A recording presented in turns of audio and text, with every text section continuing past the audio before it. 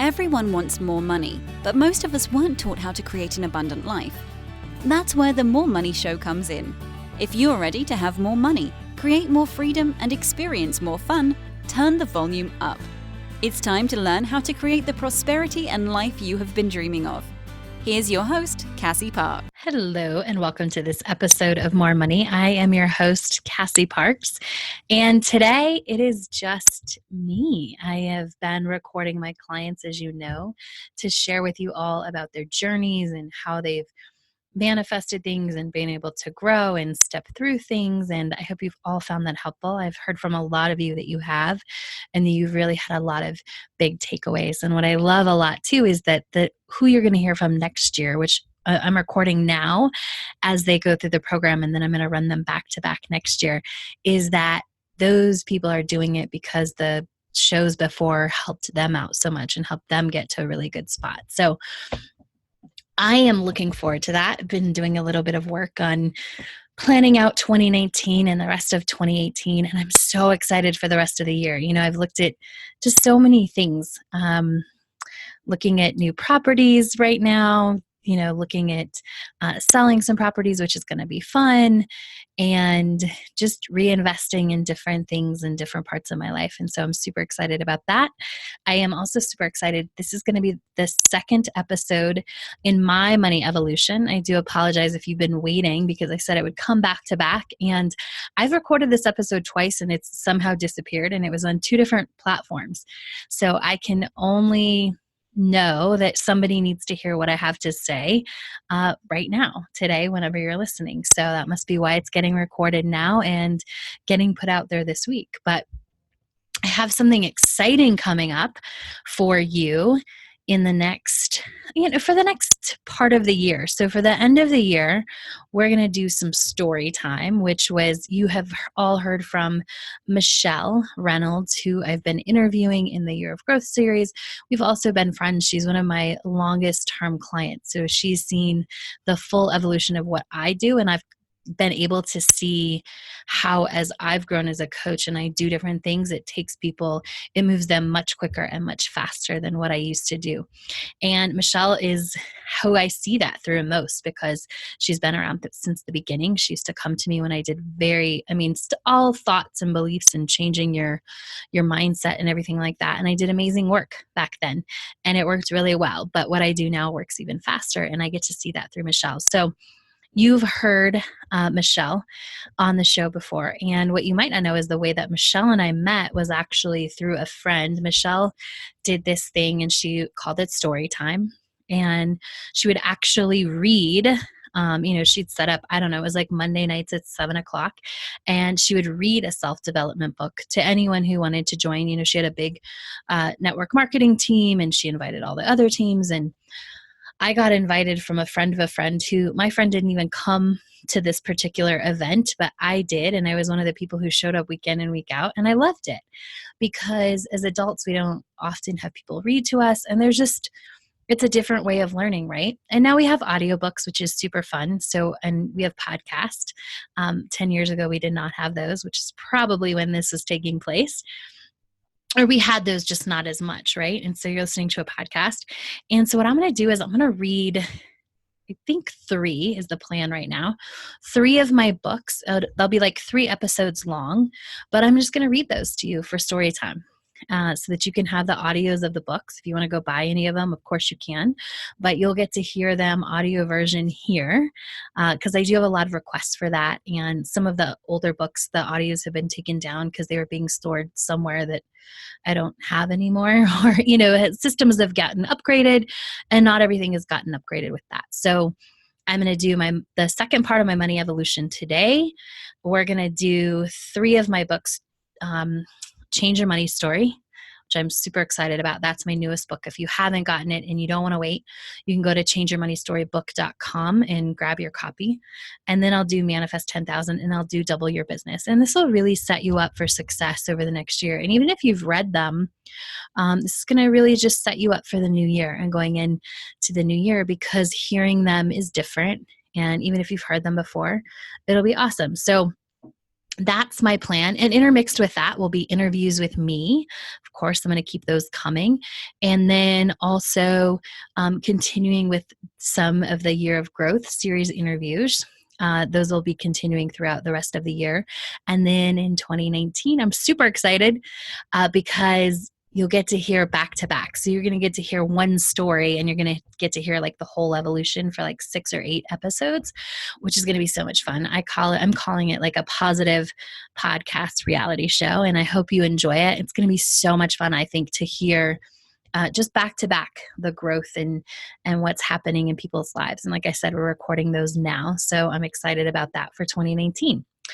And I'm excited to share with you the other half of my money evolution. So thank you for being here today. Where I left off last time, I'm just going to recap a little bit, not go over all of it. But, I had this dream of financial independence combined with this dream of this coaching practice, right? And I also had a money story. Actually, I had 2 of them running.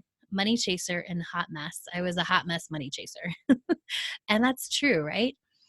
And if you remember, I had saved up $5,000, and within like 6 months of having that money in my savings account, somehow it was gone, and I had another $10,000 at least in credit card debt. It was probably more than that. I don't actually know at this point. I kept chasing a coaching practice. Like I kept doing anything that I thought would help me build the business that I wanted, because I didn't know how to build a business. So I just chased it because I thought, building a coaching practice would get me to financial independence. And that's part of how I ended up with $10,000 in debt. And chasing at some point also, the money chaser in me led to a flip that wasn't super successful at the time. It worked out as I changed my money story. And that was really one of the first times looking back where I really had to trust that there was a way this was going to work out, and that, things could not be awesome in the moment and that they could be awesome later when it came to money. And big money. What was big money then? So that's kind of where we were, right? And at that point, I came back and I said, what do I really want? And what I had wanted since I was 19 years old was to be financially independent, when I learned that was a thing. And so I realized that's what I wanted, and that's who I wanted to be. And so I stopped being a hot mess, a money hot mess, right?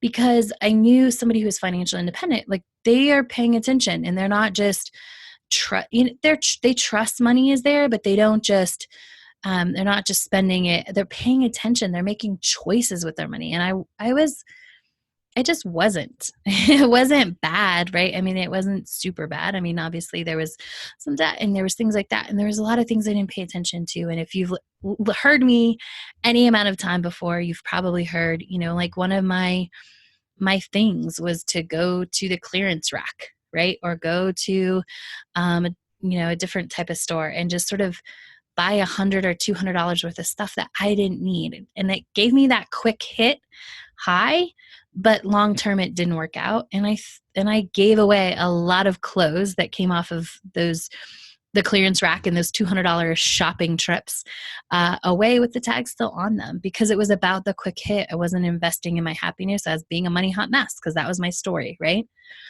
And one of the reasons that there is a money hot mess, like being a money hot mess, is that's your story, is often because you don't have this goal, or the goal feels too big. Like I knew I wanted to be financially independent, but I kind of forgot about that. And so when I came back to, that's my intention, is to be financially independent, and that's what I want, that's what I really want, I really stopped being a hot mess. And I had learned a couple years before, if you wanted to be financially independent, the quickest path to financial independence is to lower your expenses, because the formula for being financially independent is that you have enough money coming in on a monthly basis in a passive way that it covers your monthly expenses, right? And so the quickest way to that is to have the least amount of expenses, the lowest expenses, because then you have to create the least amount of passive income to get yourself free.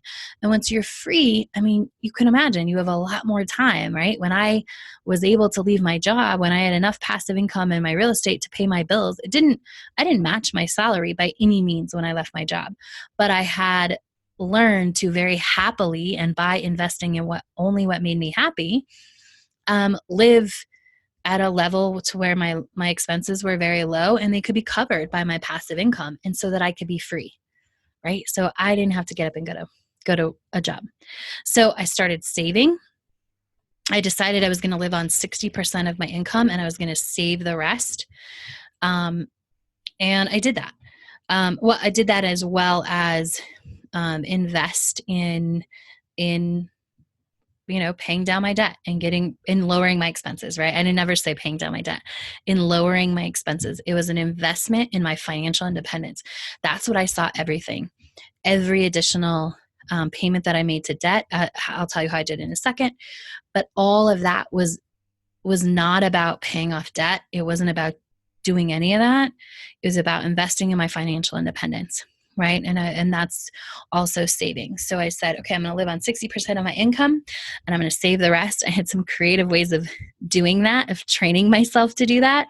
So I would, I would definitely, as I was like not weaning myself off, but I would only put so much in my checking account. And there's a Kevin Hart skit about, you see my savings in my checking account. And so my brother would refer to that. He's like, you're like Kevin Hart, you can't like transfer. Cause one weekend I wanted to buy something, but I only put a certain amount in my checking account so that if I wanted to buy something, I had to make a very conscious decision that I was going to move money. And I can't remember if it was a couch or I don't know what it was. Probably wasn't a couch because I definitely wasn't buying a new couch then or a brand new couch. And I had to do something, and I was talking to him about this, and he referenced that Kevin Hart comedy sketch. So if you can relate. That was me as I was training myself, to be. I had to like move between my checking and my savings account. So I started saving, living off of 60% of my income. I really focused on investing just in my happiness. Like I stopped going to Target altogether because I couldn't. For a while, not forever. I just went the other day and I was fine.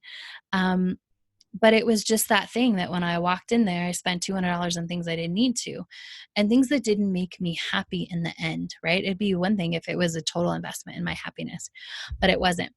And the way that I paid off my credit cards is I snowballed them. Actually, all my debt, I started with paying off the Jeep.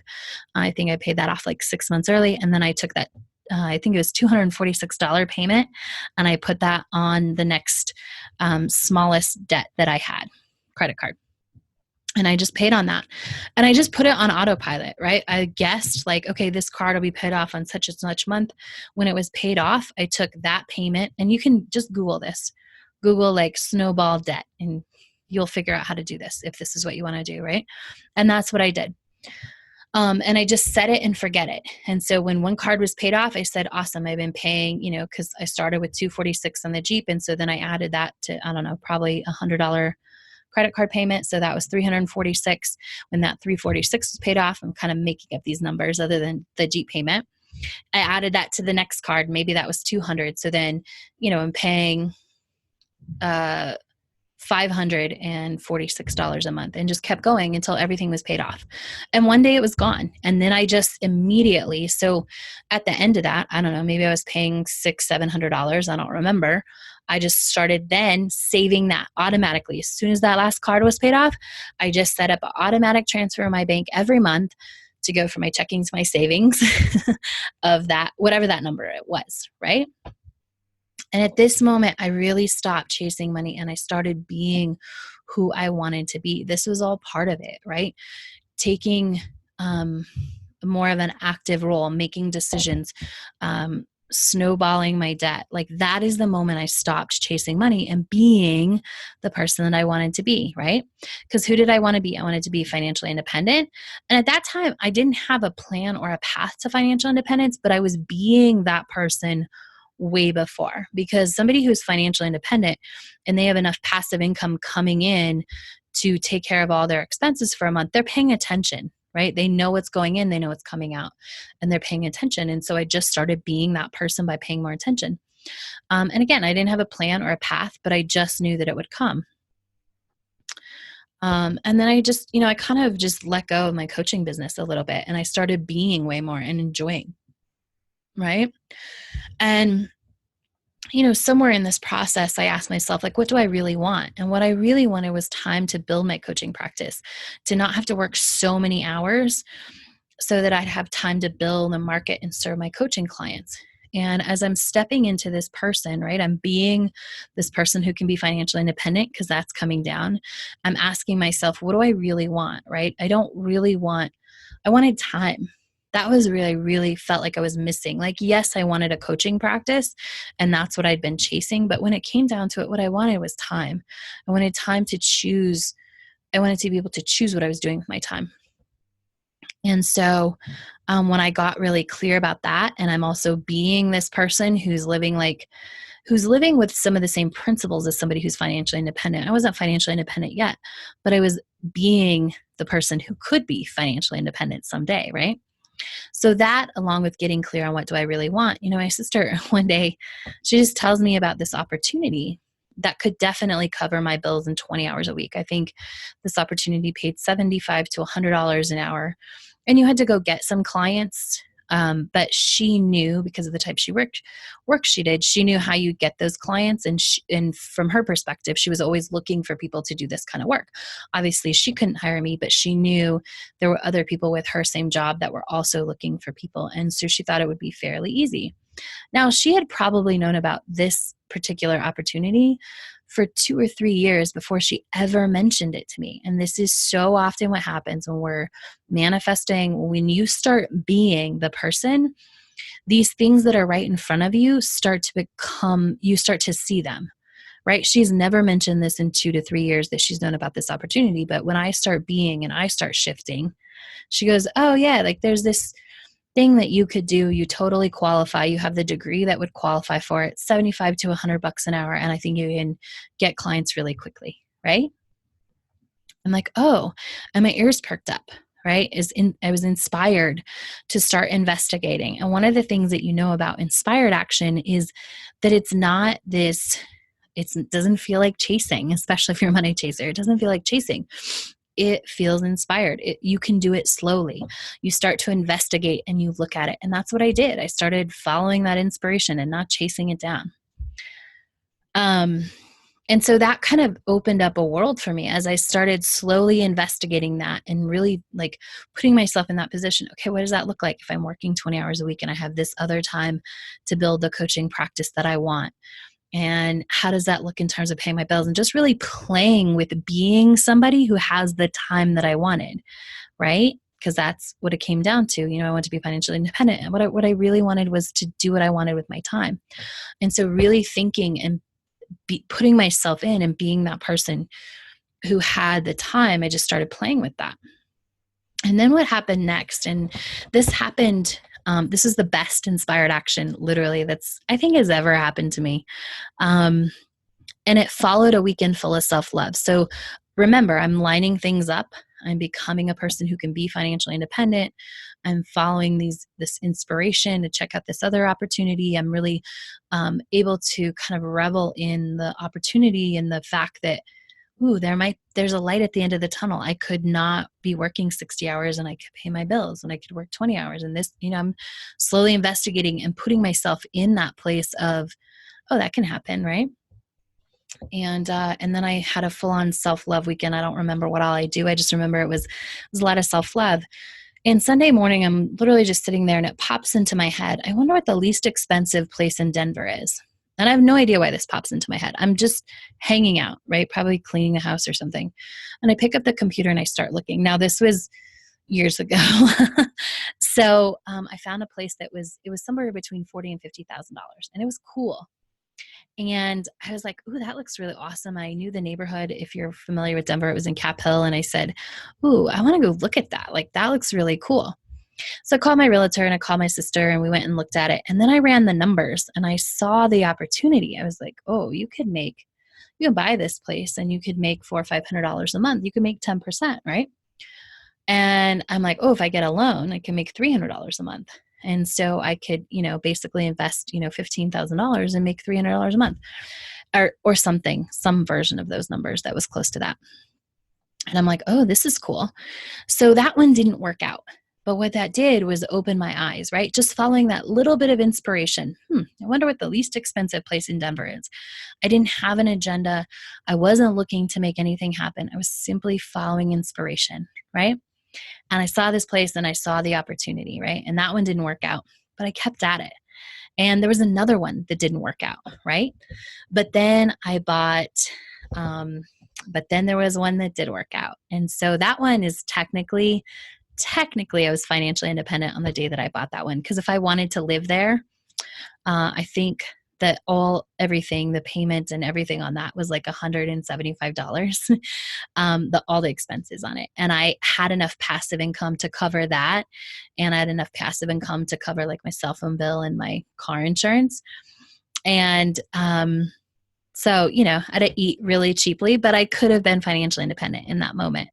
Had I wanted to. And so that really opened the door, because the thing about that is that I was like, oh, I could quit my job and do that anytime I want. Right. But also closing on that place, just another inspired, like just being in that space, buying that place, and then happening to be there, to get the keys when someone else was there looking at a place and just striking up a conversation, is when I realized, oh, okay, I want a 2-bedroom condo and I want a 1-bedroom condo that pays the rent on my 2-bedroom condo. And that's where that sort of formed, if you've heard that story before. And I said, okay, that's what I'm looking for. And it wasn't a couple months later that my sister and I found a place. It was there was a little bit more chain of inspired action that happened. But we bought a place together that was everything she wanted. She got a 3-bedroom, she got a backyard, she got all this stuff. And I got a 2-bedroom place, and I got the carriage house out back. That was mine. It split up perfectly. Everybody got exactly what they wanted. And the 1-bedroom carriage house in the back paid for my 2-bedroom place. And so I had that. And so it was definitely financially independent, right? And before this even happened, there was a moment where I was inspired to look. I was outlining money, which is what Manifest 10K was originally. And I was just inspired to see, how much money do I spend in a year? And I was surprised. So I lived off of $24,000 in a year. Like that's what I actually spent. I took what I saved and what I invested in properties. And I was like, oh my God, I was just inspired one day to look that up. And I had become, like I had intended to lower my expenses, but I had just sort of set it and forget it. And I was being the person, right? And so without rent, I was spending like $1,200 and my rent was $800 a month. And so I was investing about $1,200 a month in the rest of things. And we're not talking, I wasn't living like terribly. Like I'd go out to nice dinners, $100 dinners with my friends. I'd get a manicure and a pedicure. But I was only investing in things that made me super happy. And so it was easy. I didn't even realize I was only spending that much money. And when I added it up, I was just like, oh, that's crazy. But then I knew, as soon as I got the 2-bedroom place that paid, or the 1-bedroom, as soon as I got the property where one place paid my rent on the other, I was definitely financially independent, and I could start the process of leaving my job.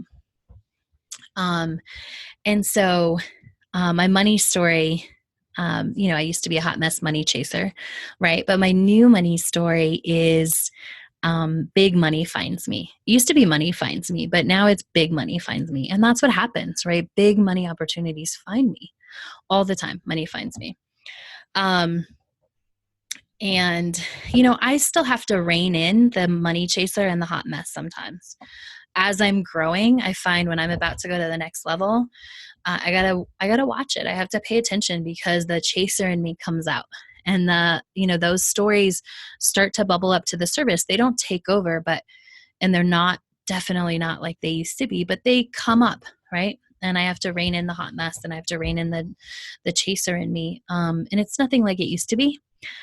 Because my new money story is big money finds me. And yet I still keep an eye on those. And I know that when those things start to happen, I'm starting to take big leaps, right? So one of the things that I definitely do is I make sure to keep touching my money, like keep opening my accounts and looking at it, because that keeps me from being a hot mess. It keeps that story at bay, because as long as I'm touching it, I'm not being a hot mess, right? And by touching it, just like looking at it. And for the chaser, I really have to learn to check in a little bit. because it's more subtle now. Like, it's not just this, oh man, I got a money chase. Like, sometimes it's subtle, and I can look back and I can see like, oh, that's where it was. I often wish I could hire me as a coach, right? Because sometimes I don't see it until hindsight. I see it in my clients all the time, and I'm like, oh, I wish there was another me that I could hire, because I would love to catch some of my stuff sooner, but sometimes I just don't see it because there's nobody there that's me, right? I don't have another me looking into my stuff. So and being a money chaser, like, it comes up subtly now. And every time it happens, I become a little more aware of it. And again, it's not huge like it was in the past by any means. But I just know that it does come up and I can see it. And I also know that when, being a hot mess or money chaser comes up, I'm about to grow and something amazing is about to happen. And I'm just like releasing even more of that story.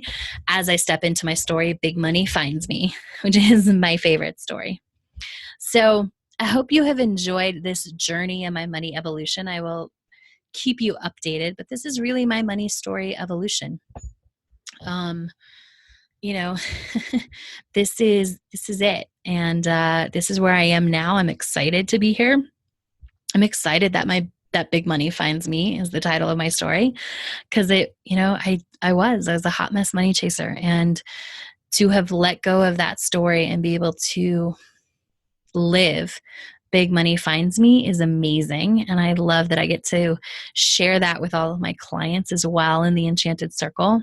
If you want to know more about money stories, you want to identify your money story, because that really will help you bring awareness and start to change it. You can go to changeyourmoneystorybook.com.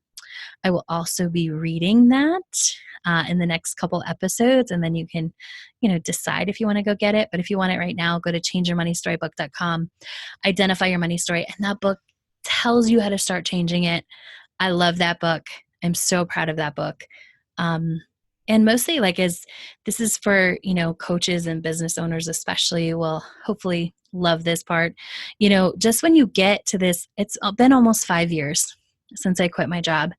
And so it's almost 5 years. So, money came out about 3 or 4 months after I quit my job.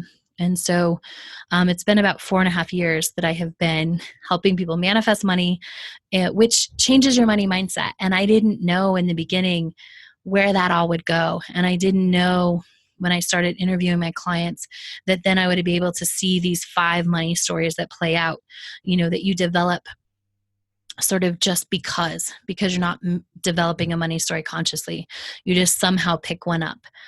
Sometimes based on what happens to you, sometimes based on your parents, sometimes based on wanting to be the opposite of your parents. But these are just default money stories. And now I get to educate you all on them so that you can become aware and start shifting them and start manifesting and attracting more money into your life. So thank you for being here. I can't wait for story time next week. Have a fabulous rest of your week, and I will talk to you soon. Thank you for joining us on The More Money Show. To learn more about enrolling in the Enchanted Circle, go to cassieparks.com.